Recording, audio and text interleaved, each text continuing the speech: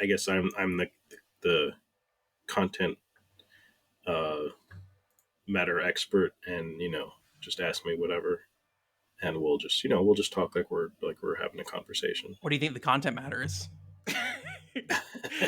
Well, I thought we were talking about translation, like fan translation in particular, but Yeah, we are. translating in general. Yeah, okay, good.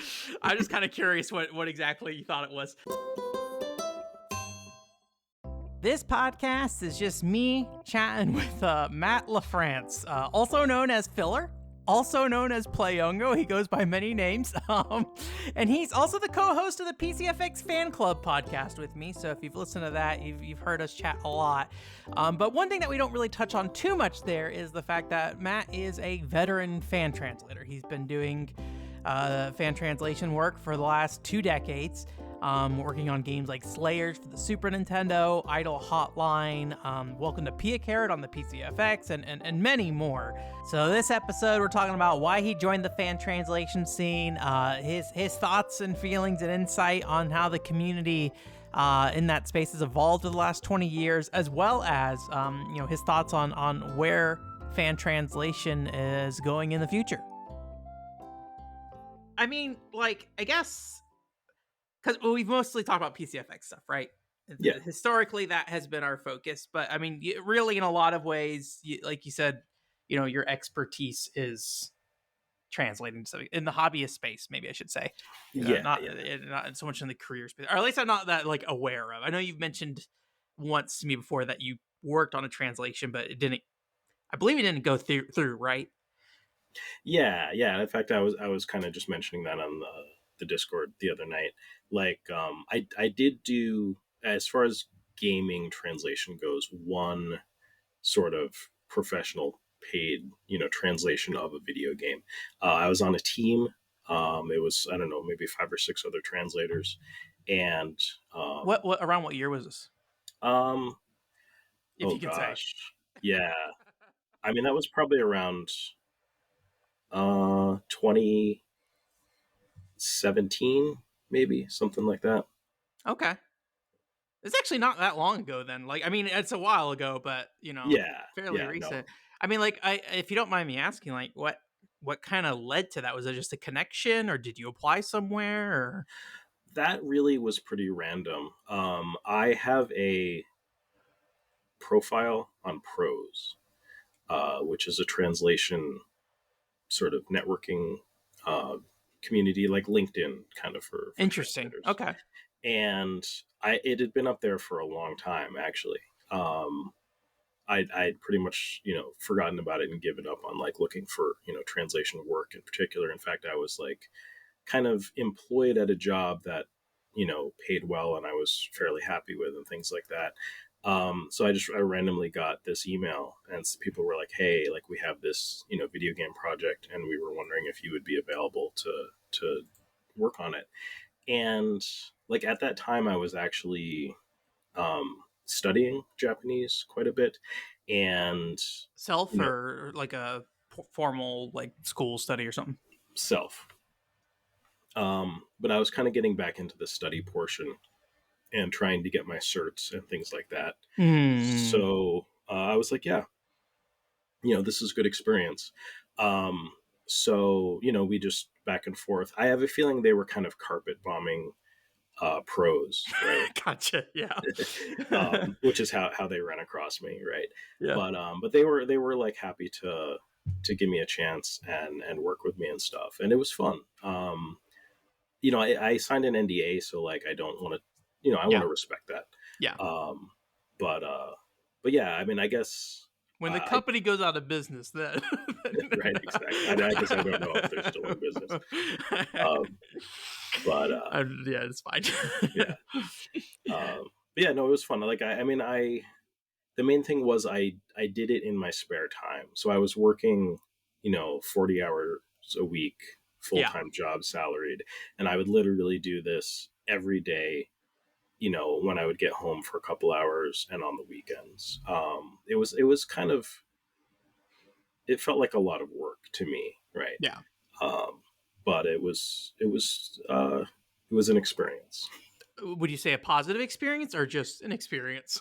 Uh, a little more of the latter. Okay. Um, and not so much, I enjoyed doing the work, right? Yeah. Um, there are times when you're challenging yourself, right? Mhm. Um, so I don't know that it was like a comfortable experience, right? I had Mm. fan translated for a long time. So it was right about my skill level, but I Yeah. was definitely, it was outside of my comfort zone, right? And I was pushing myself a little bit. Is the length Um, of time you spend fan translating something you can put on like a resume in that situation, or is it because it's not officially kind of condoned? Like, is it kind of frowned upon or anything? no, I have to assume that, like my pros profile basically just listed that I'd, translated for X number of years. Um, Actually, now that I think of it, I don't know if it was clear. Maybe it wasn't clear whether I'd done that in an amateur Yeah. or a professional capacity. So, but at any rate, I felt like I was able to hit my deadlines, and I got, you know, like either positive or no feedback for the most part, and things like that. So it was all good. But the real issue was the pay. Yeah. I had reached out to one of my buddies, and I was like, because he actually was doing similar work too, not as a full time job, but just kind of on the side. Yeah. And I kind of forget if he had worked for the same company, um, but he prepped me on what the like yen per character kind of rate would probably be. Mm. And me being kind of foolish and excited, I didn't really confirm ahead of time with the company exactly what they would be paying. Yeah. And so you live and learn. But like I worked on the project for like 2.5 months, and then they're like, okay, here's your pay. And I'm just like, you know Yeah. especially like compared to the work that I was doing, just when I would look at like how, like what my how my time was valued by my current employer Yeah. versus doing this translation work. um in a way it's no big deal because I guess I didn't really need the money, but i I felt taken advantage of, right? Yeah. Yeah. I um mean, I don't know your thoughts on it, but I feel like the not fan of like official translation space for a lot of these kind of things don't value, like when I hear about like what anime subbers get paid for official companies and like, yeah, it sounds like, and like mobile game translators in particular sound like nightmarish in terms of pay. Like I don't get the impression that like a lot of translators are respected from a payment kind of thing, right? um you can probably tell me otherwise. I mean, I don't know how much you've researched the money that like a translator gets paid, but I assume as a, somebody who's been engaged with translating for a long time, you would have at least considered it, right? So yeah, yeah. And I guess, because I had reached out to a friend who had done similar work, I felt a little more comfortable that, the rate that I was expecting, mhm. um was at least something that I was willing to accept. Yeah, And just the fact that it was less than that significantly yeah, was an issue for me at the very least. But it does seem like, because I mean that same buddy, he did like translation of technical documents and things like that yeah, professionally. And that seems like that pays okay. I know that there's, certainly translation in a lot of fields that probably are willing to, pay for skilled translation. yeah, And I think the fact that, again, you essentially had a company who was contracted to do the translation. And mm, just an FYI too, it seems like, because there were times when I looked at sort of in-house stuff, like, hey, would I be able to translate directly for Square Enix or yeah, one of these companies, right? And some of those companies do keep translators on staff, yeah, but I feel like in the past, couple of decades when I would have been kind of looking at that more seriously, it seems like there's a distinct habit, pattern in the industry to have these kind of localization companies specialize in localization, and then these game companies contract them to do their localizations. Yeah. That seems to be the MO right now. So, I mean, I get the impression. I mean, I'm kind of curious, like, what drove you into translating in the first place then? Like, I mean, I don't, not that it, like, I think, I mean, if anything, me knows. I know well enough that, like, you don't necessarily need to, like, be going into something for money, right? I kill myself over doing something for not money, right? Like, all the time. But, like, I guess I'm kind of curious, like, what eventually led you there. Cause I guess to some extent, like, part of why I got into making content myself is because initially when I was getting out of high school and going into college, it was like, what am I going to do? Well, there's people who write about video games on the internet, so maybe I can look into that. And then it just kind of got out of hand at some point. And then it's like, well, I was doing all this stuff for experience, and then now Yeah. it's just kind of that's what it was, and it never amounted to anything. And it's not a problem per se, but I'm kind of curious, like, what did that look like for you? That's a really good question, actually, and it's interesting. I don't know that I've put a lot of thought into it, but I basically, when I went to college, I got interested in um, like anime and Japanese media and things Yeah. like that. I was already kind of artistic and interested in comics and things like that. And I went to a liberal arts school, but I really took fine art classes a lot. Yeah. But I wanted to supplement that with other things. Yeah. And And if you don't mind me asking, what year? Because, like, what it means to be an anime fan, I think changes a lot depending on, like, what sure, time frame and stuff, right? So yeah, not to date myself too precisely, but we're talking like mid 90s. okay, gotcha. So yeah, so mid 90s, right? Earlier on, um, and basically it was more of a social thing. So I started socializing with like the Japanese exchange students at my school, right? Mm, mm.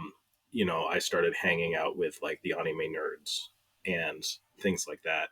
And at that point too, I mean, you're also talking like it was just a little more encompassing. Like I could get interested in just Japanese culture in general, and got interested in the language. So I just started taking classes, Yeah. and I did that for I don't know 2.5 3 years probably of Japanese. Yeah. I ended up finding a summer program through another institution, um, and taking advantage of that to go to Japan and study there for a summer and things like that. But I don't think that my intention was ever to have a career translating. Mm, mm. Um, that just wasn't really what I was shooting for, right? Yeah. So, many times in the ensuing years, I think there have been times when I've kind of been like, well, I don't think I'm going to go any further with my Japanese studies or anything. Like it's not doing me any good, and it's not anything that really like I ever intended to do much with. It was more of a social thing than anything. Interesting. Okay. Um, at this point, like mid 90s, I don't think like fan translating would really be a thing then at that point, right? Like, Honestly, like no. I mean, it yeah. was literally kind of the very first. Like we're talking, some MSX games were translated, and I forget where they were. Um, you know, it was some of the very first work that was done in fan translation happened right around in the mid 90s, and That's I was interesting. I haven't unaware. heard about the MSX, like, being like having games translated for the MSX back then. Like, I guess Yeah, how aware were people of the MSX in the US? Like, I was 5, so I had no idea. yeah. I was not either. No, and these were like Dutch gamers, maybe something like that. It Okay. was yeah. It was not here. Okay, Basically, interesting. I'm yeah, curious if like it was more well known in Europe or something like that. I know the MSX didn't really do anything here. I think they may have tried something. I can't remember. It's been. I am far from an expert at the MSX. Um, the big one I always hear about like is Final Fantasy V, and I feel like that was like late '90s, early 2000s. Does that ring a bell for you at all, or for like Um, big kind of mainstream fan translation work? yeah, no, I mean those, and you're probably right. It probably was five. Yeah, Um, you know, everyone was sort of chasing like big games at that yeah. point, right? The things that we knew that we had missed out on, like there was a bunch, several Final Fantasy games that nobody had gotten Yeah. to play. And Final Fantasy Um, in the US, well, like maybe wasn't super mainstream, was at least very popular, right? yeah, Like it was a successful franchise just before. Well, I don't know when this translation happened, but before Final Fantasy VII, like people were aware of Final Fantasy to some extent. yeah. So I guess maybe the question is like when did you get introduced to that, and like what drew you to even start doing that in the first place, right? You were doing it socially in college, but like what does that path look like going from socially in college to I'm translating and putting stuff out online? Yeah. No, I've talked about this before in just some of my own videos, but I, for better or worse, I feel like fan translation is one of those things that for me tends to happen when I am not at the highest points in my life. Okay. So, um, I was in a spot, right, Yeah. where like I had moved away and to a city and was working there, kind of crashing at one of my buddy's apartments and stuff like that. And he ended up moving to Japan actually, and I came back home Hmm. and like literally in my parents' basement type of thing, right? Yeah, yeah. And I just started. I had some free time and I wasn't in the greatest of mind spaces. And, I started looking into emulators and ROMs, Mm. basically. That was becoming a thing I was just becoming aware of on the internet more. Yeah. So that was probably somewhere around 2000, 2001, 2002, right around in that Yeah. range. And, I started uh, I was interested in playing games in Japanese, right? And knowing some Japanese, I wanted to be able to understand what Hmm. was being, shown to me on the screen. And, my reading just wasn't quite good enough to sit there and, read and get something out of it. What I really wanted to do was translate it. Yeah. Sit there with a dictionary or something and really figure out what was going on. And I found somebody had, and I know whom, had made a patch for a game on the Super Famicom called Slayers, based on the anime and manga of the same Okay. name, Yeah. serialized in Dragon Magazine. Um, and I really wanted to know what was going on in that game. Hmm. And I applied this patch to the ROM, and it didn't translate very much. It didn't translate any of the dialogue. It translated like some of the shop's inventory and some things like that, right? Yeah. Um, so naively, I'm like, how can you just write English text into these games? Because I figured, you're used to using a word processor or something like Yeah. that, and just there's some sort of text you can overwrite somehow, right? I mean, it's displaying Yeah. it to the screen. Um, little did I know that it's more complicated than that. A nightmare from what I hear. It's like Yeah, every game is different, it sounds like.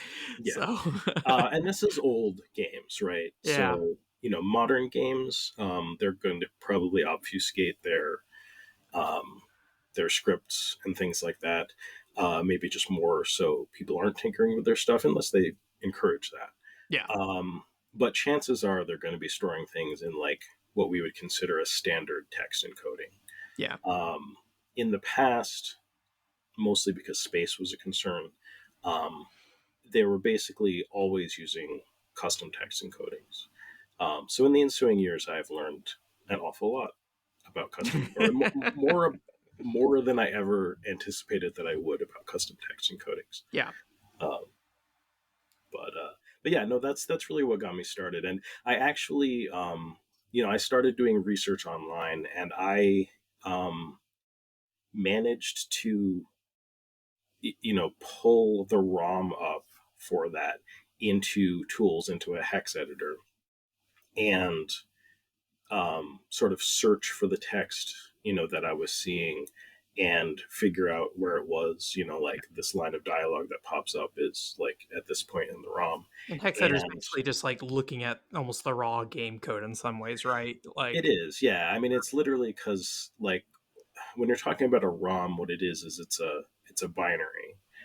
Um, so like when you write a program in a programming language, a yeah, compiler translates that into just ones and zeros, and that's what the processor runs on the game console, right? yeah, yeah, So you don't have the nice programming language. What you have is a bunch of ones and zeros, yeah. You and need to figure so out what all those ones and zeros mean, basically. right, exactly. Some people are much better at that than I am.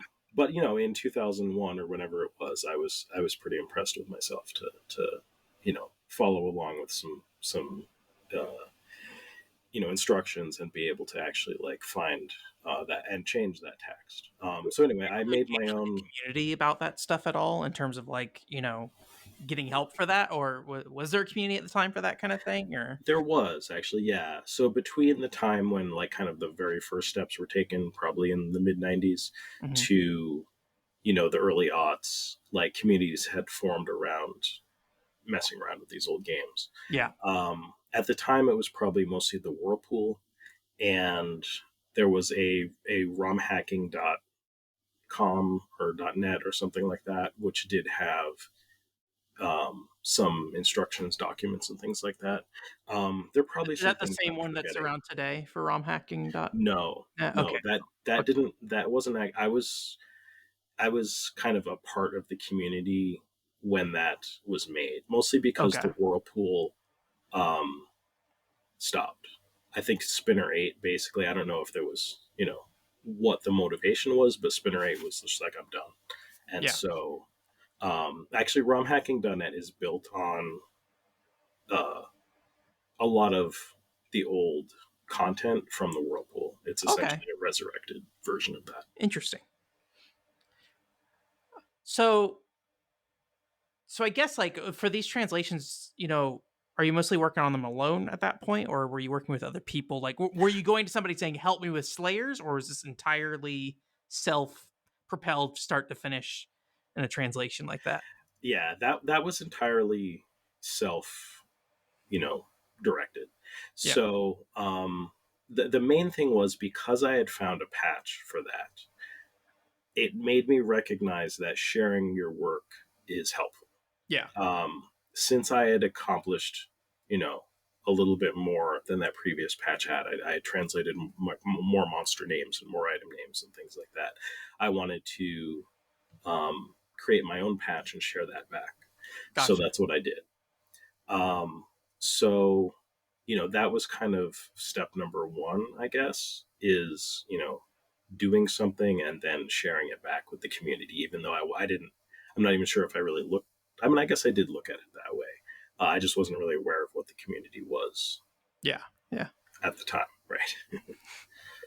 And is that something that like continued for a long time? Because I know you mentioned that this was like kind of a weird part of your life, and like, or maybe like a more depressing side of life. Is that how you want to put that? I don't know exactly. You were down. You were down. How about we put it that way? You were It down was a not little a, it was not a high. It was a bit. low.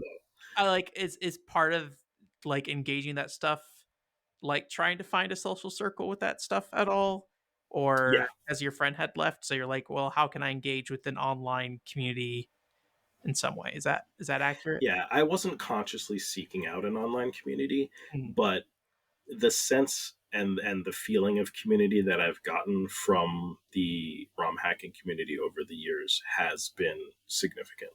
Gotcha. Um, yeah, it's been valuable to me, and not even necessarily from the sense that I feel like I've made uh, a ton of like lifelong fast friends from it or anything like that. But um, I mean, the main thing about the community that I think is nice is that even back there, or especially back then, you could go and you'd be like, I don't know, I need help, right?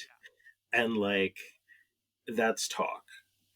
Um, what you would need to do is do something.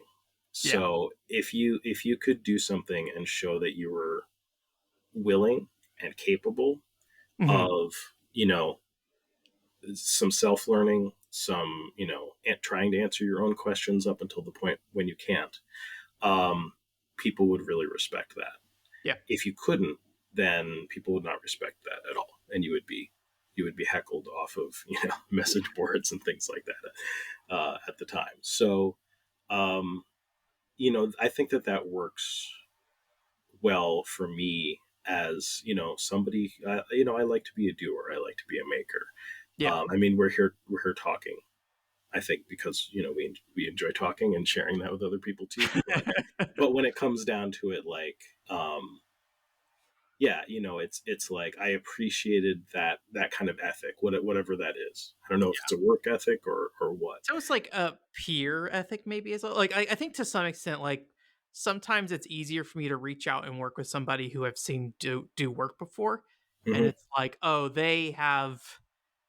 I don't know how to put it actually, but like I've definitely felt this struggle sometimes where like I want to do something with people, but like if they haven't done work, it's really hard for me to figure out what that looks like.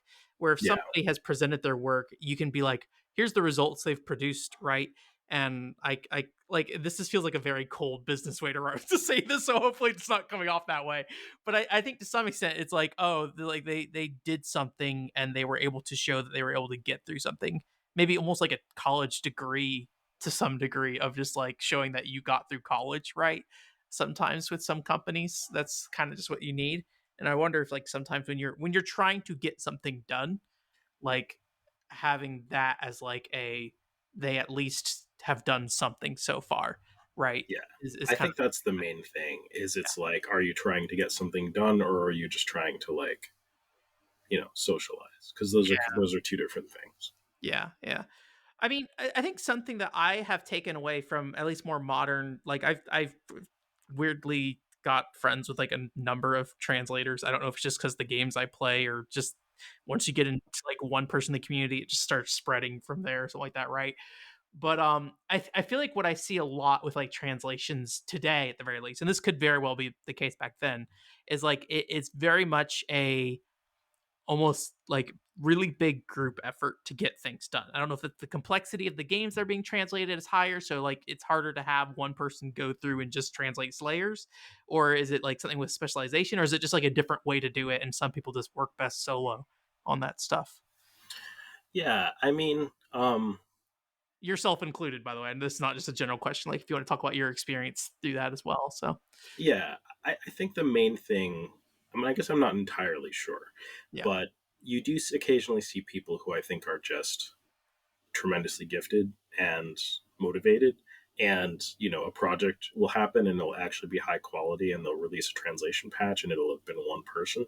hmm But that's the exception to the rule. yeah, um, and something that I've liked to do is occasionally just try to crunch numbers on the community.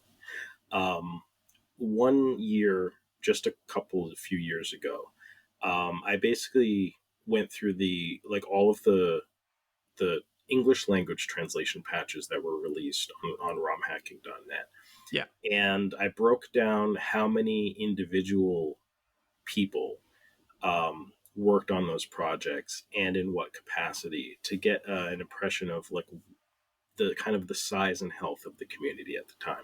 Yeah. And the It's kind results of interesting. You're like, I'm a ROM hacking community analyst now too. I think I, I've seen videos before where you're like, how many like ROM hacks came out this year? And you're like, oh, it's been going up year after year for whatever. You're like, here's my chart about ROM hacking. I think that's really fascinating. To yes, like to, yes, no, I've actually, I think this last year is the first year that that I haven't done that since I started doing it. Maybe, I don't know, 5 or 6 years ago. Yeah. But yeah, no, I was curious, and it's just, again, I think the same thing that leads you to try hacking a ROM or to want to translate a game, unofficially on Yeah. your own is just this curiosity. Yeah. So I was letting that curiosity lead me, and mostly, when I started doing that, I was concerned that maybe the community was shrinking. Maybe, as many translation projects in any language weren't getting done as they used to be. And what was nice Before you about, answer that question, I'm curious, like, yeah, what made you feel that in the first place? um, I mean, I don't know. Some of that might have actually just been like myself growing a little bit more distant from the community, right? So I Mm-hmm. just didn't really have as much of a finger on the pulse of what was going on. And actually, now that you ask that, I do kind of remember. The other thing is that I felt like um, the community was more fragmented, and it seemed like uh, a lot more work was happening outside of people who I knew were hanging out on romhacking.net in particular, like in the forums and things like that. And sometimes people get confused that romhacking.net is like some type of group of translators or something. Um, and it's not a translation group. It is a site to compile the translation work that happens. Yeah. So, if a patch is released wherever by whomever, um, it doesn't have to be the people that originally worked on it. Someone can document that on romhacking.net, make a listing for it, and link to it in some capacity. It's a place to consolidate that information all in one place.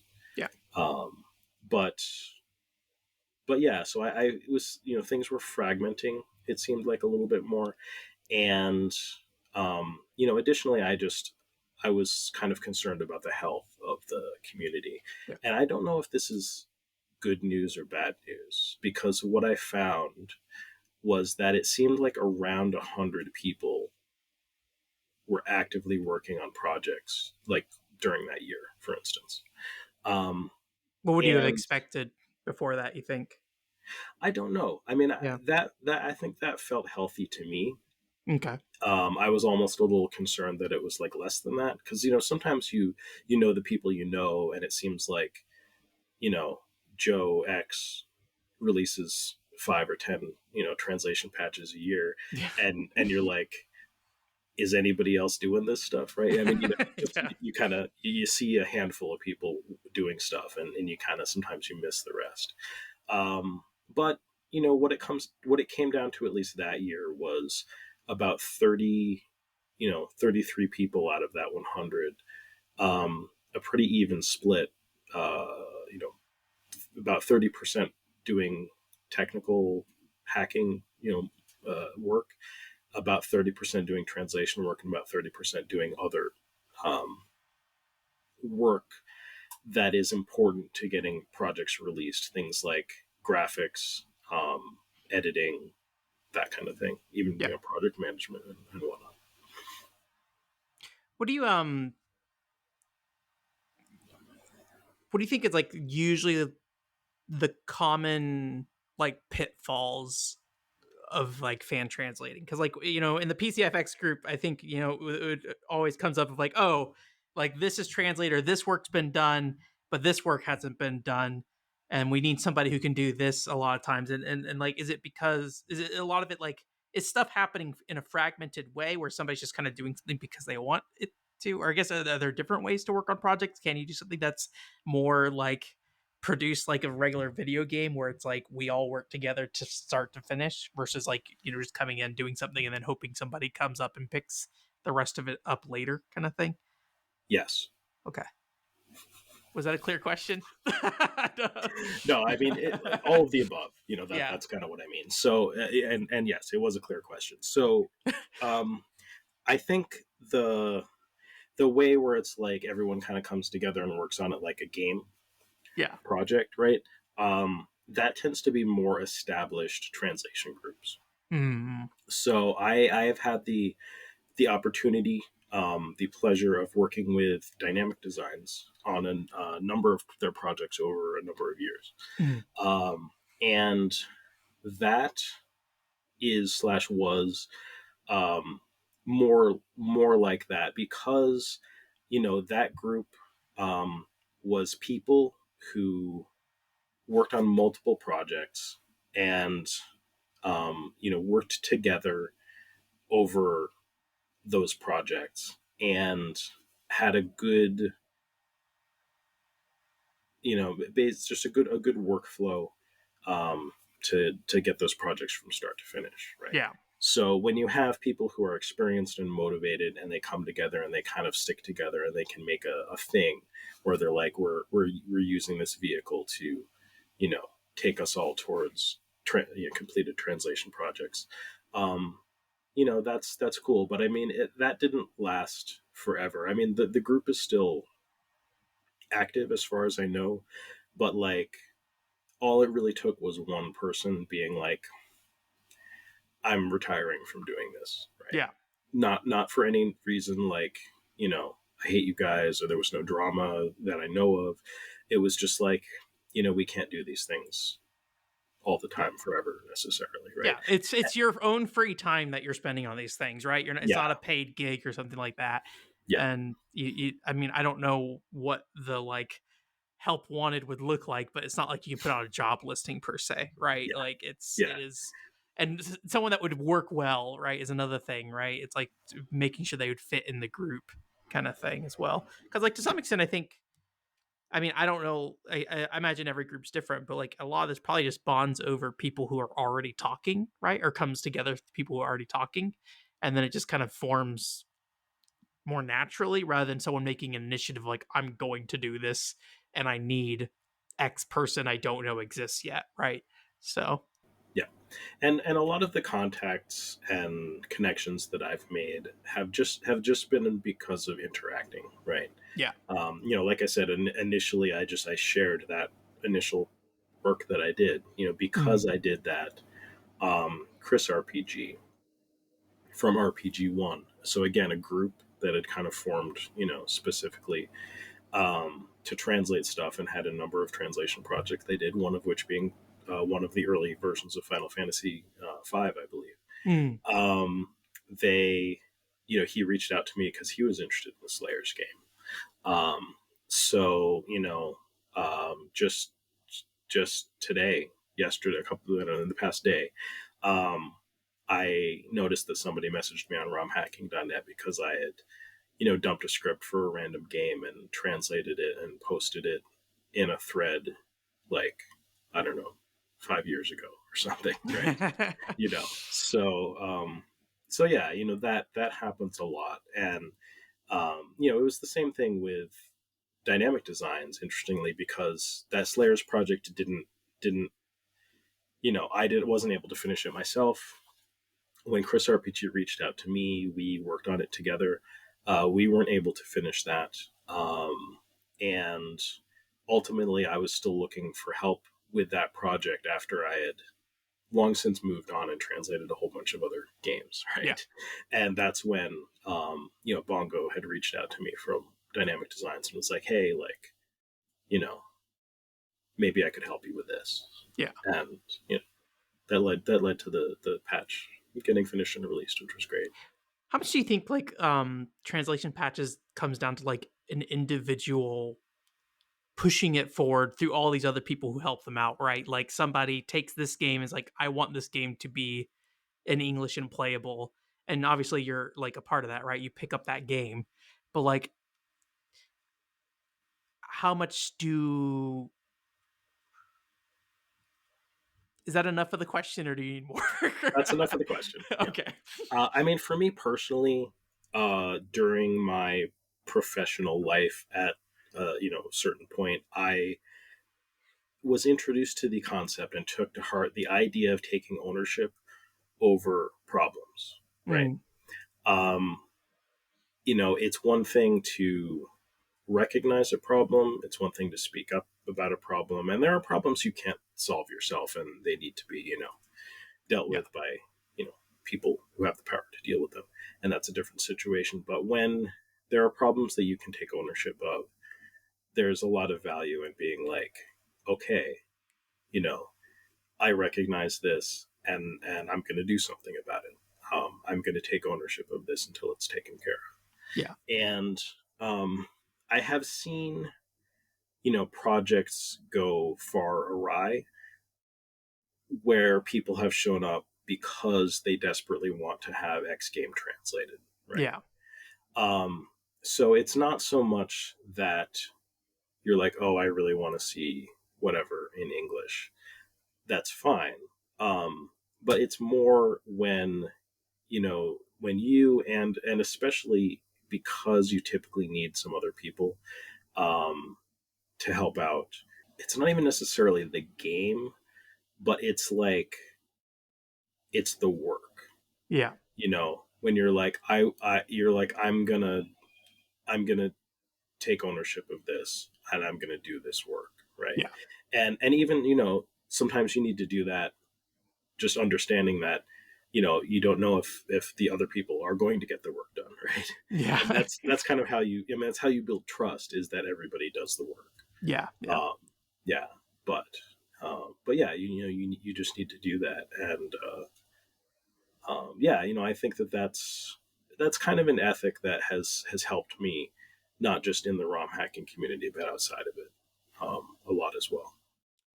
So in cases like, obviously when your own game, you're pushing your own way through with that, and like if you've just done something on the side, obviously you've translated something on the side and put it out there. But like occasionally I imagine some people reach out to you and are like, hey, I would love to have this translated. Like what's your decision making process, something like that? Like how do you decide? Is it just simply I like this game or I don't like this game, or is it looking at the workload? Like what are the big deciders there for you?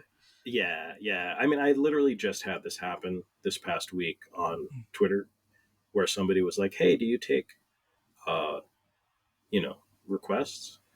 And I responded back to them, and I was like, no. Sorry, don't take was this somebody who has done work before, like this no. you mentioned earlier, somebody just asking versus somebody who has put in work already, right? So Right, no, this was somebody who had not put in work, okay, that I knew gotcha. of. Right. Yeah. And it's different. So you're absolutely right. If like, let's say it was well, I mean, I absolutely have had other people reach out to me because it's kind of like with when I was like, hey, I could use help with Slayers, and Bob reached out to me and was like, hey, like, maybe we can do this. Yeah. That's a much different situation than like some random person who's like, hey, I want X game translated, and like, Yeah. that's nice. One of my least favorite things is like when I'm talking to someone who's a translator and I mention a game and they're like, it sounds like I'm asking if they could translate. I'm like, no, stop. Like, I respect your time and your ability, and you should work on what you want to work on, not the thing I'm interested in, is how I feel about it. So right. And I mean, it's funny too, because it's not even necessarily like I wouldn't work on that game. Maybe, I mean, honestly, basically what I told them was, I was like, look, the games that I end up working on are sometimes kind of random. Yeah. It tends to be either I had a passing interest in a game, I looked into it to see if I could sort out the text encoding and dump the script on my own. I was able to do that, and then I got interested enough to translate the script, and I managed to finish translating the script. And that's typically like the extent of my involvement in projects, more or less. Or somebody who I know in the community is like, hey, I could use help with this, or hey, could you help me with this? And I like look at it, and the same sort of process kind of has to happen. I have to be like, okay, well, let me mess around with it, and then maybe I start translating it. And if just for whatever reason I stick with it, and I'm like, okay, I can do this, and then I finish the script and get it back to them, then the project goes forward. Yeah. But yeah, it's weird. Like, sometimes it's random stuff. Like, somebody made a thread on romhacking.net years ago and was like, hey, like, all of the games up to 1987 on the Famicom have been fan translated into English. In 1987, there are still like a dozen games that haven't been translated. Let's try to finish them up. And I was like, oh, that's a really cool initiative. So I actually helped out with that, and dumped some scripts and translated like a couple games from that time period and stuff like that. And those projects got completed. But like, were those good games? It's interesting though. I mean, like, especially when it comes to, somebody like me who's like not necessarily looking for good games. I'm looking for interesting pieces of media, right? Where it's like I just kind of want to know what was going on. Like, oh, this company made this game and it could be literally just, you know, from a normal person's perspective, just a trash fire, right? But it's like I kind of like that I know that they made it and like what they did in that game, right? And sometimes you can look later at things that they did and kind of make some connections there. Whether that connection is real or not is a whole other thing. So like I don't want to say there's no value in it, right? And I assume you see value in it too, right? I imagine, Exactly. yeah, I think this is one of those areas where you and I see eye to eye, a lot. yeah, Yeah, because that's the thing, and then that's maybe kind of what I'm trying to say too. Is like I feel like some person who wants a random game translated, absolutely, I bet you that game is worth being translated, right? yeah, But um, there is value in any of these games, even if it's not that they're a good game, but that it's there's history to it, yeah. right? There are things to be learned from it, and sometimes even it's just personally, you know. I've done uh, some projects maybe specifically on the Game Gear. Like I think I was making note of the Saint Tail game, and I don't know if you. I'm not going to assume that you know what Saint Tail is. It is a magical girl show, Mm. and I'm trying to remember how I was introduced to it. I think it was just as an anime fan, like one of those things that just you ran across, especially back in the day, because it's a little older. Um, but there's a game for it on the Game Gear, and I'm so proud of that project. Not for any reason that it's like a good game to play at all. Yeah. It's all just because like I did a lot of tool writing in the background in order to be able to like dump the different, you know, the portions of the script that were written in different text encodings and things like that. And I connected with actually, somebody from Dynamic Designs actually who helped me out with that. And he did all the technical work on it. And it was like, it was both of us kind of stretching outside of our comfort zones and pushing ourselves a little bit more than we had Mm. on previous projects to get that project done, which probably seems weird because it looks like a simple derpy minigame collection based on a Yeah. licensed anime on the Game Gear, right? So like nobody other than probably he and I would understand that was a particularly fulfilling project to work on for us, but it I've was. seen some posts that are like, "Hey, this game has 3 to 10 lines of text. It was a nightmare switching out just these lines of text, and so why Right. why would it be hard? Well, let me tell you." And it's like some nightmarish thing of how it was all built, and like you basically have to redo how text is being done in the game, right? How it's displaying text, right? Um, which is its own challenge, right? So yeah, you can translate the 5 to 10 lines, but the actual programming part of it's like a big problem. I guess like to some extent, like there is the relationships you have with people in the community and how they all work and things like that. And you mentioned earlier like somebody just reaching out to you and be like, "Hey, interested in translating this," but they're not like a part of the ROM hacking scene per se. Like what do you how do you feel about that relationship between the people, the hundred or so people involved in this, versus like a greater internet who like more or less isn't aware of it until it's done? A lot of times, like what do you feel like? How do you feel about that dynamic? I guess. Yeah, that's an interesting question too. I mean, there are some good and bad things. Yeah. I think about that dynamic and that relationship. By and large, I think it's fantastic. The main thing is, and the main thing that I like to see is I like to see people enjoying our translation patches, Yeah. right? And I've gotten so much positive feedback over the years. Even games I mean, there's one game now that I'm thinking about, which at one point I kind of had a positive association with because it was a fun project to work on. But Mm. looking back, it is probably my most cringy, embarrassing. Like, I mean, it's not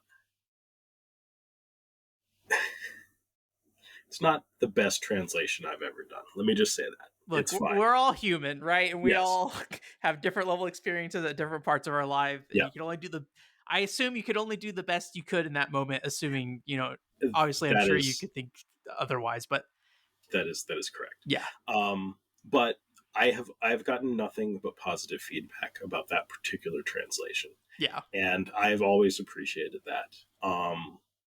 What we did right, people appreciated, and my couple of mistakes that bother me to no end, nobody has ever said a word about. So, yeah, um, so yeah, so in that case, like the community is, I mean, not really the greater public outside of the ROM hacking community, is normally great about the work that we do. It's really cool to see people enjoying these games.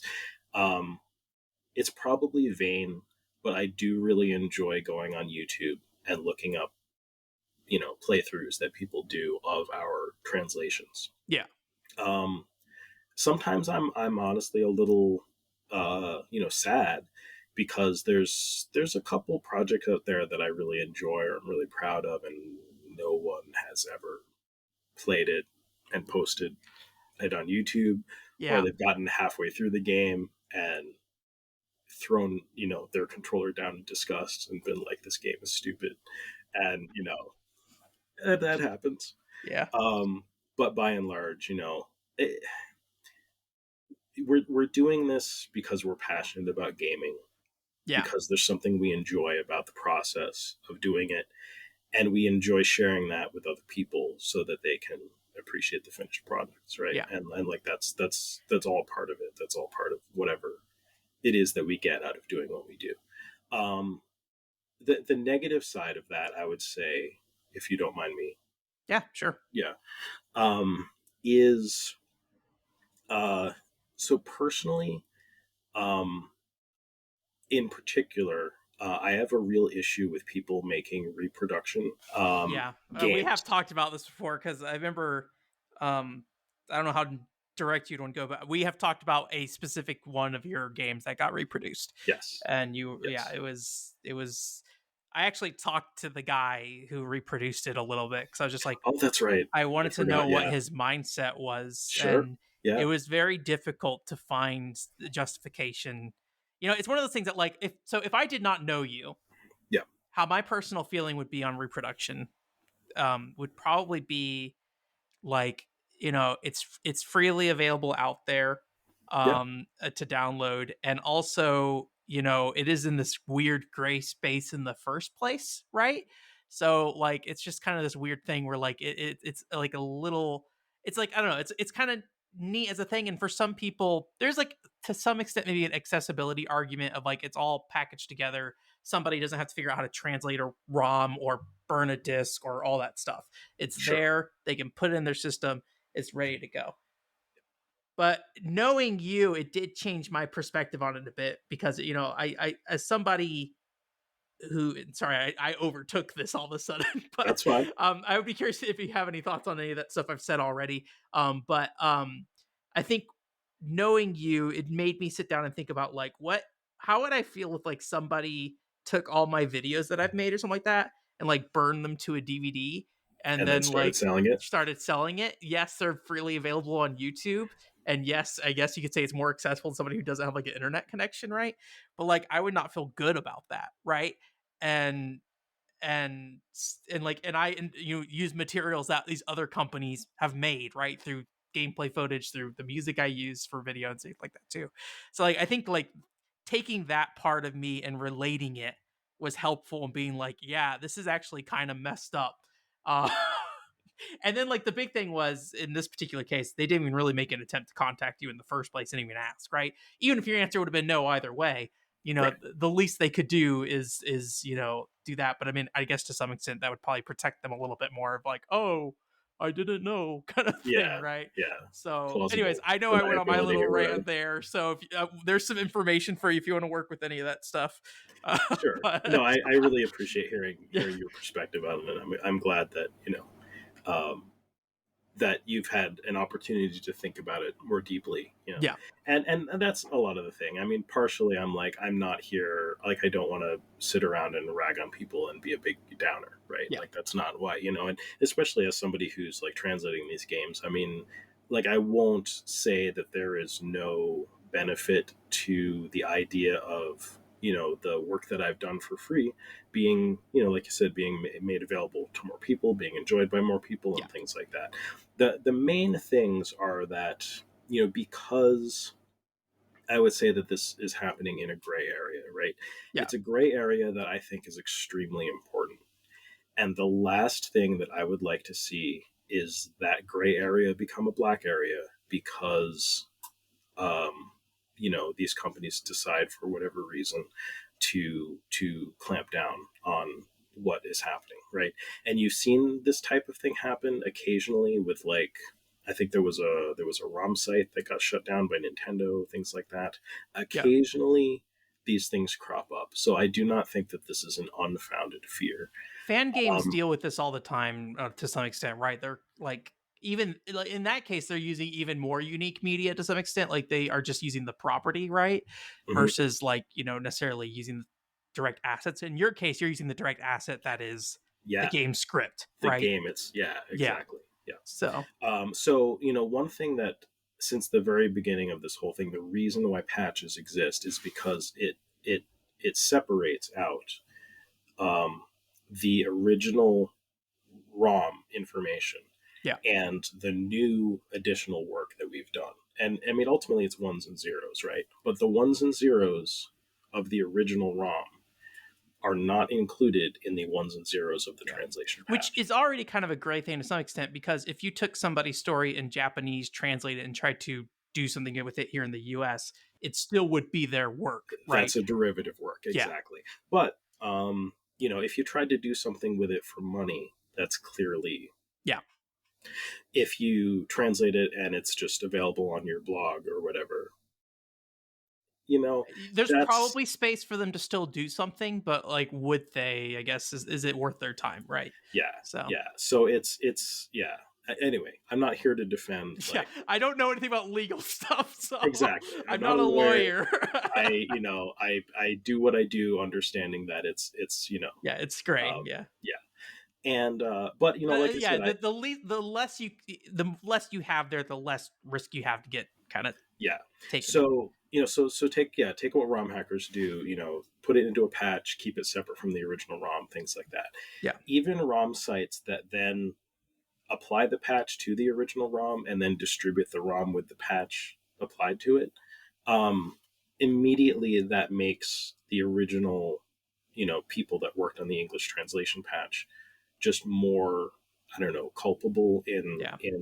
you know this situation. And then for somebody to then take that and um, create a cartridge or a CD of it, and then to sell it for money, Yeah. um, that it's uh, the way I think I put it recently is that it's asking for trouble, not to mention rude. Yeah. I think that's a pretty good summary. Yeah. If if And you it's had like to it's ask me, putting you in more risk than like for somebody else to do that. And like they're not taking on, I mean, they are taking a risk doing what they're doing, but they're kind of involuntarily involving you in that, right? exactly, yeah, So, and not just me, but anyone, like, anyone who worked on it. the yeah, anybody I've worked with, if it's other people's stuff, just yeah, Yeah. even the sites that host our communities and our patches too. Like, that's another thing where I'm like, if we lost that repository, for instance, that is romhacking.net, um, that would be a huge blow. I feel like places like romhacking.net are especially important in Yeah. that ecosystem for just the history of gaming. There is a lot of like there was always the thing that people would say when I was growing up was like once it's on the internet it never goes away. And I think in the last decade, we've seen that's absolutely not true at all. If Yeah. anything, it's in some ways a lot more at risk. Um, I guess like if romhacking.net got, cease and desist for whatever reason, right? Who knows? Like, I mean, is there any backup of that you're aware of in terms of like sites that also host that type of thing? Or is it really just kind of romhacking.net is the major Um, one and just most of that stuff would probably be, you know, shoved off into whoever still has the patcher on their PC or something like that, right? yeah, I mean, I have to assume that like, probably local, backups and things like that, maybe getting, passed on to somebody else, kind of like what happened with the Whirlpool, Yeah, would probably be the best case scenario. But there are places. I think Zophar's domain is still around, and Zophar's they domain are. preceded romhacking.net. It was kind of contemporary with the Whirlpool. I think, in fact, it may have even predated the Whirlpool. I kind of forget. But anyway, I think Zophar's domain is still around. I don't know if it kind of serves the same purpose as romhacking.net. Yeah, Um, there used to be just like it was some sort of like ROM hacking database or something like that. yeah. That was just another site. But I haven't looked at that in years. I don't know if And it still exists. if something did happen to romhacking.net as well, like there'd be a very good chance that even if Zofar was hosting that stuff, they would try to make an effort to distance themselves from that just to prevent the same thing happening to them too, Prevent the right? same thing happening with them. Yeah, that's Exactly. interesting. Yep. I didn't really thought about that before, but like that's kind of thing is like I mean, I throw stuff up on archive.org all the time, and it's just like this is not really archived. Like Right. Yeah. archive.org can go away as well, so it's like it's more about like putting it up in multiple spaces a lot of times for that.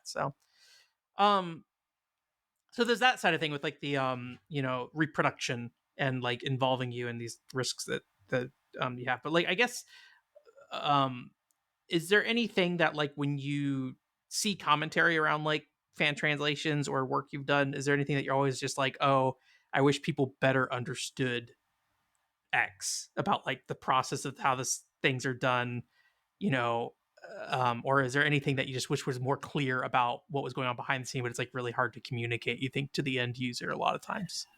A little bit. Yeah. I mean, um, there's definitely misunderstandings, right, about how difficult these things are or aren't. Yeah.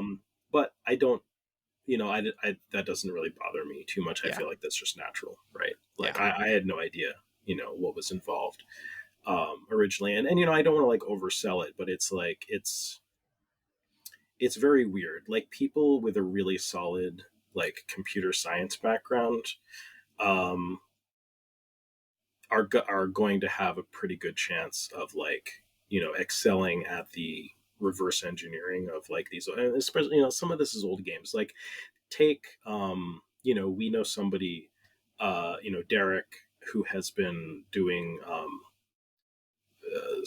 projects for the with the Dreamcast, right? And not to like I'm not saying that they're like technically less challenging than older games or anything like that, but so like on the Dreamcast in particular, those games probably use an actual text encoding that we're still familiar with and able Yeah. to work with, right? So probably like Shift.js or Unicode or something like that. Um, it's a little different, but yeah, I think it's natural that people might you know aren't really going to understand um, the challenges inherent in like reverse engineering Yeah. compiled code, right? That's But just it doesn't sound like you see that as like an issue that like you wish people would better understand how that stuff works. Like at the end of the day, the end product doesn't really relate to that, I guess. yeah. I don't know that it does. I think what I would like to see, um, just as like little things where I'm like like there could be better awareness around this, is one, like when articles get written about translation projects and things like that, I feel like people have gotten a lot better about it, but just some um, crediting the people who worked on the project Yeah. is a big deal, because that's kind of the only thing that you get out of doing this work, right? Yeah. Is at least sort of being recognized. I think one of the challenges I found with like crediting fan translators and stuff is that like or maybe not a challenge, something I've observed, because I don't know if it's actually a challenge or not, because I'm not the one having to worry about being credited, right? Um, is that like you have one person that like kind of gets the like their name on the project. So like you'll have like, oh, this person translated this, when it's really like a group effort. Like, what is your feeling around that kind of things? If it's like not a formal group, so they don't have a name per se, right? Like, I guess like to some degree, it's like how much can you fit into one article? You can't like put the full credits of it. Well, you could, but that's not the really normal article writing. Is like, putting the full credits in something per se. Like, I don't know your thoughts on like how different people get credited for things and like how much you'd want them to be mentioned if possible, kind of thing. Yeah, yeah. I mean, I think ideally I would just like everyone to be mentioned more or less. I mean, it's Yeah, tough like if it's a project where there was a large team, right? yeah, You kind of have to some like with movies, it's like the director, the producer, yeah, 2 or 3 star actors, and that's like what people care about, right? So, you have to do that with some things, but when it's a translation project and 5 people worked on it, you could mention those 5 people's names. And I understand it. It's like you're not. I do it too. So like I'm guilty of this. I know for a fact. yeah, Um, but people are just coming from a position of just sort of self interest and stuff like that, and they're just not thinking about it, and they'll talk about like these translation projects as if it's just a matter of course that they happened, and yeah, just not really crediting the people that worked on it. But more than that, it's kind sometimes there is this kind of attitude like um everything is just going to be translated, and that's just kind of a given, right? yeah, And so I guess the only thing that I would personally appreciate just a little more recognition of is the fact that it's kind of a miracle that any of these fan translation projects happen at all. Especially kind of when I said it's like there's like 100 or so people, I feel like, in the world for whatever reason that are actively working on these projects at any one yeah, time. And, like I said, a lot of it is archived on a single site. And, people are doing it in their spare time without any pay. yeah, And so many projects get started and never see completion. So much work has happened. There's an iceberg of work that has been done by people yeah. that has just dead ended. So you never see that. All that you see is the tip of the iceberg that are released translation projects. Um, and people don't. I think people don't appreciate that. Yeah. Not in like a judgmental way. Just in that I don't think people have any reason to really know that and understand that. That's a thing that I wouldn't mind if more people were just a little more aware of. It's definitely an issue that's like in some ways bigger than ROM hacking as well. Like the saying is always is that like every video game that comes out is a miracle.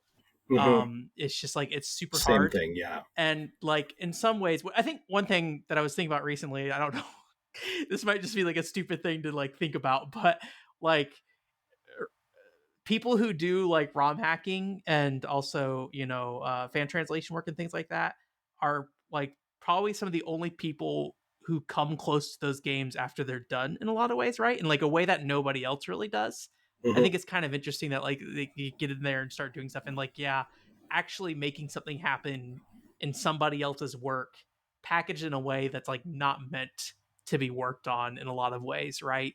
I think it is in the same way, just kind of like every fan translation is probably a miracle as well. And it's easy to forget that, like, when something comes out, it's like, oh, somebody did this. And like, when you just think about it as the game, it's just, yeah, it just kind of shows up, right? You don't think about the years and years of work and years of decisions people make and the struggles. And in the case of making video games, the budget, the, people involved and all that stuff. It's why I try to be not as hard as on video games as I used to be. I used to be very much of that mindset of just like, oh, I'm an independent voice, so I shouldn't think about what they're feeling, I guess. And Yeah. then and I think a lot of that came Just from gonna like, judge the results. yeah, because I think I came from like the journalism school of thought. I mean, I went to school for journalism. I didn't finish graduating that. I switched to PR at last moment because I was like, oh, I want to make money and survive. but um but like I think I took that thought when I was first getting into games. I'm just like, whatever, who cares? And I think now I've taken a lot more like empathetic view of just like, this is somebody like the shit that I don't know. I don't. Oh, I'm apologizing for cursing. I feel like I don't curse on the PCFX podcast. Maybe I do. I don't know. But like the stuff we say about games sometimes, I feel like it's just like really cruel Mhm. sometimes. And it's like, it's not very like, if I were to sit there and like say this to my friend who made this video game, I'd feel like a terrible person. Right. And so, I mean, this isn't really related to what's it called, but I guess like to some extent, I guess what I'm really saying is that like, I don't think people are complaining about ROM hacking that much unless like very specific issues come up, right? Regarding how certain translation, I mean, people give translators a hard time all the time. Don't get me wrong. That is unfortunately, actually, it seems to be something that is becoming more and more of an issue. You can tell me if I'm wrong. It feels like it's more of a professional translator issue than I am seeing with like a fan translation issue. I don't see so much of fan Yes, translators with that yes, yeah. stuff. I don't really want to get into the conversation around that, but yes, I agree with you on that. Yeah, it is. It I don't is think fan difficult to translators watch. are being harassed in the same fashion. Yeah. So, but I like, I don't know. I think like sometimes, yeah, it's a mess. I am kind of curious at your thoughts because like another like I guess piece of drama that you're welcome to tell me what you think about, but I think we've talked about this before, and I know you've kind of engaged in this to some extent, is like machine translation. Hmm. I do see a lot of fan translators who take a very hard stance against machine translation, just like this shouldn't be a part of the process like at all. Hmm. And I know you've mentioned before that you have utilized it. I mean, we've done work together before where you've kind of utilized it as a way to kind of like get you started, I think. I'm Hmm. kind of curious, like, how does that work into your workflow? And obviously, I think every person's different. Some people are probably going to hate starting with something that's, because machine translation is just a tool. It's not perfect, right? It's just, it will give you some like clarity ahead of time. But like, I guess, yeah, what are your feelings on machine translation generally? And as somebody who uses it, I'd imagine it's probably a bit more positive than other people, but I think you understand why they would feel that way, right? So Yeah, yeah, yeah. I mean, I am pretty open minded about machine translation, and I don't want people to misconstrue that. yeah, Um, so, what I mean is like, I think, I mean, we have advances in AI right now yeah. that are mind blowing, right? The stuff with Chat GPT and things like that. I don't want to get into that conversation either, really, but it's impressive, and I I think despite becoming a lot more pessimistic about certain things, as I've gotten older, Mhm. um, there is still a part of me that is just excited about trying to see what I can do with new technologies, right? Yeah, So, as somebody who had the opportunity to work in web development for quite a long time, at a certain point, this was kind of way before Google Translate was good, yeah, um, but it existed, and so I would play around with it. Right, yeah, you put things into Google Translate, and you get back gobbledygook. I wrote my own what I call a translation memory. It's it works for me. I still use it to this day, and it's part of my process. It works similarly to Google Translate, where it does. It parses Japanese. Um, it comes up with translations for the Japanese, and then it presents the translations of that Japanese to me. yeah.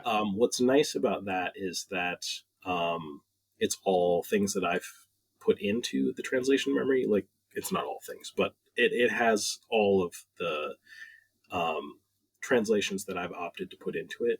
Yeah. And it will spit those things back out to me, like lists of words, like different words that I can use, different definitions for terms and things like that. So you're using this in a very different way than somebody would use like a Google Translate or a DeepL kind of thing, right? Exactly. Yeah. Yeah. Yeah. So, I know Japanese. Mm. There are levels to knowing Japanese Yeah, as you're a. perfect, right? You can Oh yeah, fluent. absolutely. I am native. Native. I was born and raised in Japan, and I've lived there my entire Yeah, life. it's a light switch, Japanese on or Japanese off. You get that's what you go to college for. Um, but yeah, so so that's a tool that I use. It's tremendously helpful because it helps me to compartmentalize what I'm doing as I translate. Yeah. Um, and I will use Google Translate. I will use DeepL. I look things up on other kind of like Japanese to English and Japanese dictionaries, like Weblio and Goo and things like that. And I do that all the time. Um, I think the issue is that technology is magical sometimes when you either don't understand technology or the maybe that's a little harsh, but when you're not well versed with the technology, and people expect to be able to put something into something like Google Translate and have it come back usable. Um, it typically does not, especially with dialogue in video games and things like that. Um, a lot of these things are kind of context dependent. Yeah. So here's one game that I think I can actually safely translate exclusively with Google Translate. It is called Car License. It's on the Game Gear, and it is literally a like driver's license manual, like learning manual Mhm. that has just been digitized on the Game Gear. So it's like the kind of thing that you would read in driver's ed Yeah. class. And the um the writing in that is so formal and you know well suited to what like Google Translate is trained on, Yeah. that I think you could basically put that wholesale into Google Translate and then put it back into the game, and it would be like 99% Yeah. fine. um you can't do that with other game scripts. Like, Yeah. I don't care. Just right now, it is not. Those tools are not. DeepL is not going to do that. Google Translate is not going to do that. And sometimes I think just in the fan translation circles, people get frustrated because they're having trouble finding a translator who's willing to translate it, and then they just throw some things to Google Translate and then put it back into the game and call it a day. Those are not fun to play. A game translated by a really novice translator sometimes doesn't turn out much better than that. And those aren't fun to play either, right? Um, so, uh, yeah, I don't know. I don't know what to say about that other than I think the way we started is that they are tools and they are useful. And I think that they have a place. And I think that people should not shy away from using them to help with their translating, but it is not a replacement for Yeah. translating, The, right? the thing is, Yeah, and I mean, I think you know well enough. I use very liberal use of machine translation, probably sure. more than I should. I think a lot of people have the people I've talked to in depth about it, so I think they understand that I like am in a position where I'm like, this is not a direct translation, right? Like I'm realizing that a lot of the stuff is vague, right? And so you I you have to do, in my experience, I think I've told you before, I played through Buddy Mission Bond, 70-hour essentially visual novel with machine translation, right? Using Google Translate, not DeepL Right. kind of thing. And it is a lot of heavy lifting that you do on your own, and it's heavy lifting you do to fill in the blanks. That does not mean it's an accurate picture, right? It's like almost like taking a puzzle that only has certain pieces in it and then you drawing the rest of the pieces. And that doesn't mean that's what was there in the first place. You're using kind of everything around it to draw in your own picture in a lot of ways, right? Does that Yeah. make sense? Yep. And so like Here's I think it's an interesting, I think it's interesting to play a game that way, but I think it's always like under the caveat of like this is not what the game is directly. It's almost like I in some ways I've put it as like an interpretation of a game versus a translation of a game, right? Yeah, So yeah. Here's something that I think is an issue around the greater discourse around translation right now, and I think it's relevant to what we're talking about. So I think there is there is uh, an idea out there that I think is easy to have, which is that somewhere in the Japanese language is the English translation, yeah, right? Like you're going to go into the Japanese and you're going to convert those words into English, and what you're going to get is the unadulterated, yeah. uncensored, raw, like This is the English more faithful sentence. translation or something like that, Yes. right? Like, And it's, as somebody who, in one capacity or another has worked converting the Japanese language into the English language for a couple of decades now, it is a different language.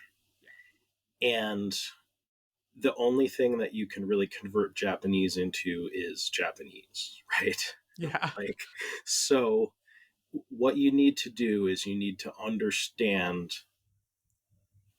the meaning of what is being said in Japanese, which, occasionally is open to some interpretation.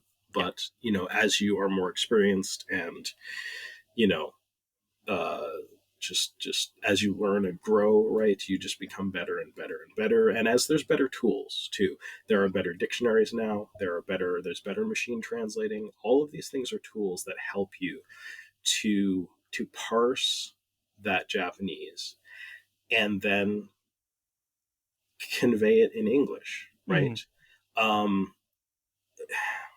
so like they say, like, you have five translators translate a sentence and you're going to get five different sentences, right?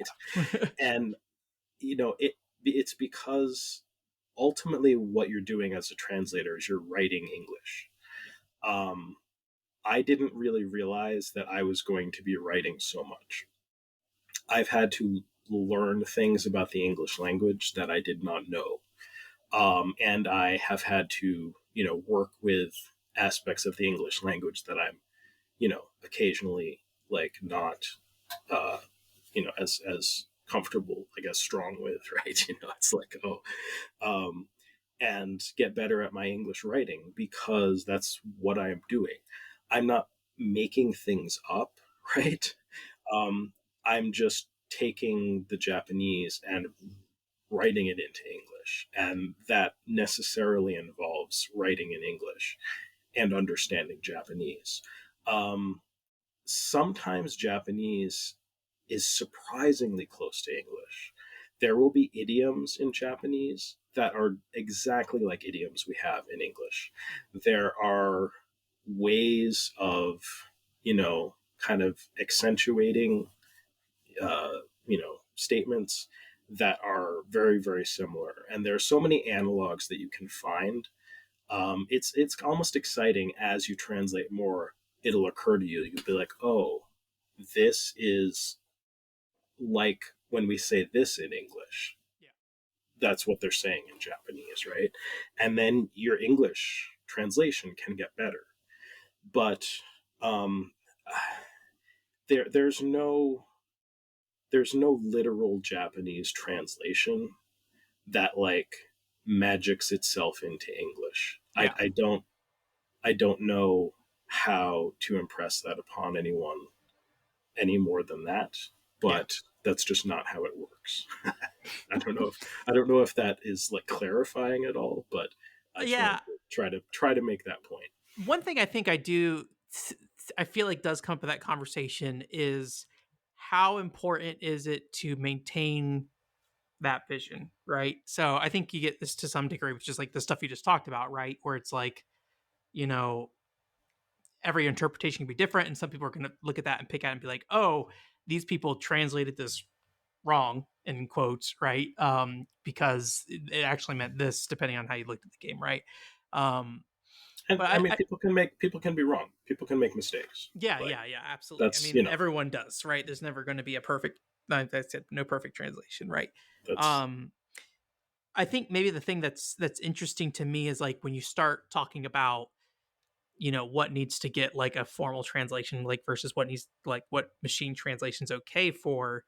It starts getting kind of weird where it's like for like hardcore news and things like that, I think it's absolutely, it has to be right. But when you're just talking about like whether you enjoyed a game or not, it depends on how you're looking at the game, I think, to some extent, right? um and like if you're like building a wiki or something like that based around information, and then sometimes it's kind of like this weird gray space of like how seriously should we take a game, like in how we're playing it, right? Like, is there something worse about me playing it with no Japanese at all versus with a machine translation of Japanese, right? Because in some ways, I would think I would have more understanding of the game through machine translation versus if I just sat there and stared at the text, right? right, right. But it seems like almost in some ways, I feel like the conversation's almost like you should never play a game in Japanese in the first place. You should only learn Japanese and then play the game. It's kind of like Mm, with a weird, I feel like it's where that conversation ends up going without anybody ever saying it, right? yeah, yep. It is always just like you have to have 100% understanding to enjoy this in the way you do. And I think there's like a gray side of thing with that with myself, because like I am like the one Buddy Mission Bond video on the internet, right? So my interpretation and what becomes what Buddy Mission Bond is, whether that's necessarily right or wrong in a lot of ways. Yep. But if somebody's just like sitting there, like, I just want to play some Dragon Quest X, and that's a bad example because there's a whole I don't want to say misunderstanding of how that thing works out. But I just want to play this game that only I care about. There doesn't seem to be a machine or a fan translation ever coming forward, as far as I can tell, right? Like, what is the harm in me using machine translation to help me through that process and just enjoy that game now if there's a chance that it will never be translated in my lifetime, right? Like, I'm a big advocate of playing games in Japanese to the best of your ability. Just trying to have fun with them the ways that you can. And I feel like in learning Japanese, one of the main things that I've enjoyed doing with my Japanese is gaming. And as in like a novice, in Japanese language, you play a game and you pick up the words that you can. You know, you focus on the things that you can understand, and as you learn more, you understand more, right? So like I would never discourage anybody from like trying to play a Yeah. game in Japanese and using the Japanese that or playing a game in Japanese and using what do you usually use, like Google Lens or something, Yeah. to like pick up. I think the trouble comes when people will, like, if somebody used Google Lens to translate a game and then they picked a particular thing out of the game to go on the internet and like start a rage war about, Yeah. like, that's, there's clearly, I feel like there are other motivations there Yeah. outside of like trying to enjoy a video game that you otherwise wouldn't be able to enjoy. Yeah, and I was just thinking now, like the other thing is you just mentioned earlier, like learning some Japanese. If you're playing, I mean, assuming you're paying any attention to the text or and going with that mind, if you're using Google Lens, chances are you're not going to be learning any Japanese if you're just leaning on that kind of thing. Versus if you are trying to look at the text, but there's a very good chance as well. I mean, I think there are a lot of people who just there used to be an old joke. I don't know if there's a problem with this joke or not today, but it used to be an old joke of like moon runes is what Japanese text would get called. And if you're just looking at it at that like that and just like never parsing what's in there in the first place, right? Yeah. I guess that like at that point you're not going in to learn, right? You're just kind of like Yeah. there's a bunch of lines on screen. May I give some history on Yeah, that? go ahead. Okay. I could be wrong, but my understanding is that Moonspeak is one of the places where the moon runes thing comes from, and I believe that Moonspeak is what we used to in the ROM hacking community call the games when we would swap the Japanese character set out for an English character set. So Interesting. it was still throwing it was throwing English characters up, but in the order of the original Japanese language. And so you just got a bunch of like gobbledygook of like, you know, English characters, punctuation, and just whatever ran. Maybe still some Japanese characters sprinkled in there. And I believe that that used to be called Moonspeak. And I could be wrong, but I have a feeling that that may be kind of Yeah, where that like a started. weird amalgamate or a offshoot of it to some extent, and then Yeah, somebody just transformed the meeting. That's interesting. Yeah, I yeah. never knew about that. Um, there is one thing I did want to kind of ask you. This kind of goes back to like an earlier topic. So we talked about earlier about, um, how fan translations are a group effort. Like, what was the last fan translations you did on your own at this point? Like, start to finish, you I don't know for certain that there are any that I've done okay? on my own. The last one might be that initial Slayers patch that I did back Gotcha. in like 2000 something. This is getting to the thing that I mentioned might be a little more personal or not. So feel free to, do whatever you want with it. But I remember at one point, I don't know if it was on a podcast or if it was like in a conversation we had separately, you mentioned that like fan translating was a very lonely business. I was curious, like at the time, and I will apologize. Whenever something like that comes up, my gut reaction is to nervous laugh and get past it, basically, Okay. unless the person sends additional information. So sorry if that came off as like rude or anything like that when you brought that up. No, Just know that I did about not me. feel that way. um, but I guess like I thought about it later. It's like I don't like because I think of fan translating as a very communal thing in a lot of ways, right? Sure. Yeah. And I was curious about like what that means to you that it's like a very lonely thing, even though obviously you're working with other people on stuff, right? Sure. Um, yeah, I mean, I think what what that means to me. I mean, one thing, like I said, is that most of the ROM hacking fan translation work that I've done, like not, I would say not even just initially, but um, I feel like it does tend to be a crutch in some ways that I've used when I am. I mean, I would almost say like if I'm lacking a certain kind of fulfillment in other areas of my life, right? I don't want to, psychoanalyze what need am I filling with, replacing with ROM hacking or something like that. But I feel like it's just, sometimes you're just like, man, I have to do this job to survive. And it's just not very fulfilling. And you're paying your bills and you're doing this and that, but like, you're just, I don't know, right? Yeah, And yeah, so, do ROM hacking fan translation tends to be something that like I can just sink my teeth into, yeah, right? It's something that I think it gives back kind of what you put into it, and if by doing that and doing that work, you also earn the respect of other people, um, you come to respect the work that other people put in, and you can be a part of groups and teams who are doing um, work that you think is valuable, and um, and that you, I mean, like, I also want to say like it's cool, right? yeah, Like I feel like I look up to these people who can reverse engineer these games, right? Sometimes they have skills that I don't have. They have experience that I don't have. Even other people who translate, they are good translators. They are people who I don't always know closely personally, right?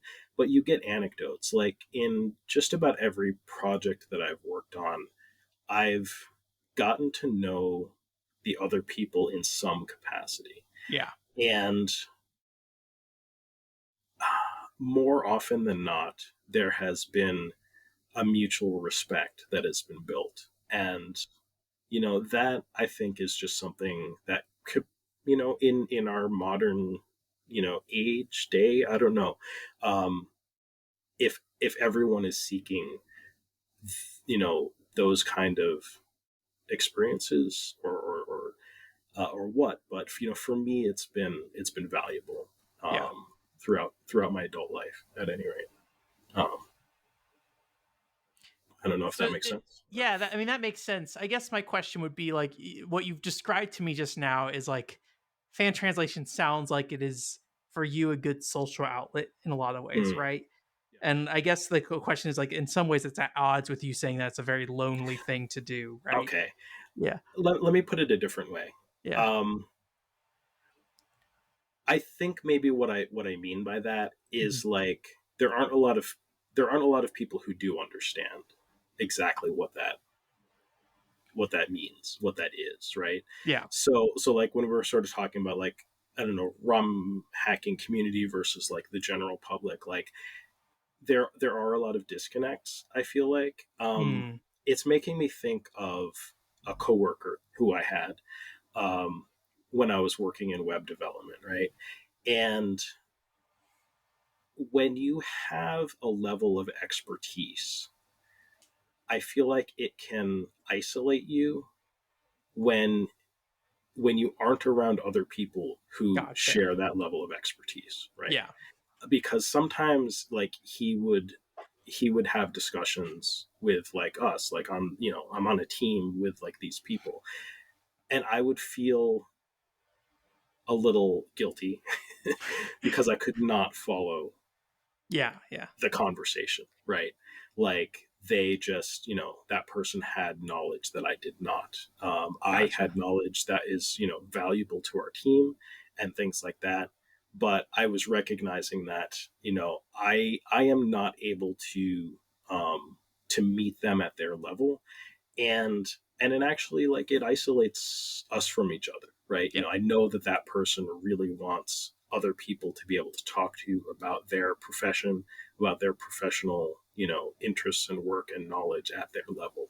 And it's important and useful to have people whom you Yeah. can talk to like that. And yeah, ROM hacking is something that, you know maybe it's one of the reasons why it kind of creates a tight community, I feel like, Yeah. because you can kind of only, kind of talk about those things or share that work with other people who are. Yeah, and then once you're outside of that community, it becomes harder to connect on the ways you build social connections within that circle, right? It's like the skill, Exactly. like the skills you've built for communicating with people in that group just does not really apply to some Yeah. extent, right? Like I Yeah. feel this way, That like doesn't. Yeah. You don't go to a party and yeah, yeah, talk. Yeah. yeah. I mean, I get this way with video games a lot of time where people will be like, "What have you been playing?" And like anyone who's not like super in the know, I'm just like, "Don't ask me that question." I don't Right. want to have this conversation. Like you want me to say Skyrim. That's what you Yeah. want me to say. I've been playing Elden And Ring. yeah. And that's like the only thing you want to hear me say. You don't want me to hear me like, oh, been playing Tokimeki Card Paradise on the PCFX. What is that strip poker game from the 90s? Like nobody cares. Like, but like you have like I sit there and like I have a hard time like I don't know, hard time lying, maybe it's the right word. I don't know if lying's the right word, but like hard time deflecting those kind of questions. I'm Yeah. just like, just Yeah. don't ask me that question, buddy. Like you don't know what's going on under the underneath all this. so so yeah. Um I guess like in some ways, I know we've talked before how like you mentioned earlier actually that you were like in some ways you've kind of grown pessimistic about a lot of things in life, but ROM hacking or fan translating stuff is maybe something you've grown more positive about, right? Is that accurate that you said that earlier? I think so. Yeah. Yeah. Yeah. And I mean, it's hard to say. Like, I think we were talking about this actually, just in an unrelated conversation, but um, something I've kind of been coming around to recently is that, I used to really feel, and maybe going back to taking ownership, Hmm. of a problem. I used to really feel like I was very, interested in these games, and there were definitely games that I wanted to see translated, and there are so many games that were released in Japanese that have never seen the light of day in English whatsoever. And to the point where like I could spend 200 lifetimes translating them and like I would not make a dent in that. So, you know, I want to see these things happen. But just recently in particular, one, I have felt the urge for the first time in probably 20 years to step back just a bit from fan translation. And I don't think that that's like a walk away. It's just let's take a breath, right? Yeah. And what I'm seeing is I'm seeing a lot more people step up. Yeah. And do fan translations, even of games that I've wanted to see translated for years, right? Mm-hmm. I feel like maybe it goes back to like why I was sort of looking at the ROM hacking community and going, man, are as many translation projects happening? Are you know, is the community shrinking? And kind of seeing those data tell me the opposite, right? And now we're at a point where more English language translation patches are being released year over year than ever before. And you know, I think a healthy community of people are working on them. And young people, I would go as far as to say, are kind of stepping up, and projects are getting finished for games that I've been planning to work on because I have assumed that no one else is ever going to do them. So that is exciting for me to see. And it's also making me feel just a little bit better about taking a breath and a little bit more like, you know, in some ways I've felt, and this is not necessarily a positive thing. You don't want to be like that guy who's like, nothing gets done around here if I don't do it, right? You know, I don't want to say that. I just want to say that, like, in order for some of these things to happen, like, I have recognized that if I want them to happen, I need to make them happen. Yeah. Because no one else is doing it. And we host a PCFX podcast because nobody else is going to PCFX Nobody else podcast. Is doing that. Exactly. Someone's got to do it. Yeah. But yeah, you know, I feel a little bit like nowadays, I might actually, it's possible I could just stop doing this, right? Yeah. And I feel like it seems like things are in good hands. Yeah. And that's a weird feeling. It's interesting. I have not felt that in, you know, necessarily in the ensuing, you know, the previous decades. Thanks so much for listening, and thanks to Matt for coming on the show, being my guinea pig for episode 1 here. But you know, obviously, I think we can do the usual shout outs of like, hey, Matt has a YouTube, and we'll include that for Playongo on the description. And hey, check out PCFX Fan Club. But I mean, from the conversation, it sounds like checking out one of his fan translations would be one of the ways that would be good to show appreciation for 20 years of Matt's work as a fan translator. So, you know, I don't know what any of these games are, but like Hyper Aria, City Hunter, I think that's based off an anime for the TurboGrafx, ROM the 1/2 Hard Battle 2, Super Move Hustle. Check those out. Slayers, we already mentioned Slayers. So you know Slayer. How about The Amazing Spider-Man? It's weird that there's a Japanese-only Spider-Man game for the Super Nintendo. What's up with that, man? Check it out. Matt wants you to. Matt worked on it. Put Matt's hard work to use, and if there's no video about it, make a video about it, because I'm not making a video about The Amazing Spider-Man Lethal Forces, unfortunately. So again, thank you so much for listening. Thanks for checking it out, and hopefully we'll be back with something else for Hot Pot Gaming, episode 2.